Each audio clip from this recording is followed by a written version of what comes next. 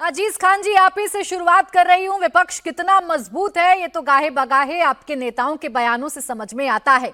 लेकिन आज जो फैसला इंडिया ब्लॉक में लिया गया है, जो नाम प्रस्तावित किया गया है, आप लोगों की सहमति से ही हुआ है ना सर? सर देखिए प्राची जी, इंडिया गठबंधन पहले भी बहुत मजबूत था, आज भी बहुत मजबूत है और एकजुट खड़ा है, आपसी सहमति से खड़ा है। देखिए जो फैसले किए गए निश्चित तौर पे उस पर सब सहमति है पूरी तरह से। ये आपका सवाल। मैं एक बात आपको बताना चाहूंगा कि लगातार मैं देख रहा हूं कि जब विपक्ष ने एक स्पीकर के लिए एक पद नामित कर दिया, नामांकन कर दिया, तो ऐसी स्थिति में मैं देख रहा हूं सत्ता पक्ष में जो लोग बैठे हैं उनकी छटपटाहट कैसी है। देखिए एक स्वस्थ जो लोकतंत्र होता है, उस स्वस्थ लोकतंत्र की हमेशा यह परंपरा रही है कि विपक्ष का सम्मान करो, विपक्ष आवाज उठाए, उसकी बात को सुनो। लेकिन सत्ता पक्ष में जो लोग बैठे हैं उनके अंदर जो अकड़ है, जो उनके अंदर तानाशाही का रवैया है, वो हमेशा ये सवाल उठाने, साहब क्यों खड़ा कर रहे हैं, ये गलत हो गया। अरे साहब क्या गलत हो गया? अगर स्पीकर विपक्ष का हो रहा है और अगर विपक्ष के लोग स्पीकर के पद को मांग रहे हैं, आज वो खड़ा करके कहीं ना कहीं इस स्थिति में है कि विपक्ष के पास स्पीकर का पद आने जा रहा है, ऐसी स्थिति पैदा है। कहीं ना कहीं सत्ता पक्ष के लोग घबराहट में हैं, क्योंकि उनको पता है कि जो उनके साथ के लोग भी हैं, उनके साथ के लोग भी साथ होते हुए भी इनके साथ नहीं है।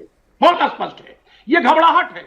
इसी वजह से अलग अलग तरीके के बयान आ रहे हैं। अजीज खान जी, बिना सुने आपने बहुत कुछ सुन लिया और बहुत सारी भविष्यवाणी कर दी। अब जो हम सुन रहे हैं उस पर भी जवाब दे दीजिए। एक तस्वीर देख रही हूं मैं कि सुरेश जब नामांकन कर रहे थे और आपके नेता के कुछ बयान भी हैं, उस पूरी की पूरी तस्वीर में इंडिया ब्लॉक या आप तो दूसरे नंबर की पार्टी है ना इंडिया ब्लॉक में, आपका कोई नेता, कोई सांसद नजर नहीं आ रहा है। इसीलिए पूछ रही थी कि आपकी रजामंदी से हुआ है कि नहीं हुआ है।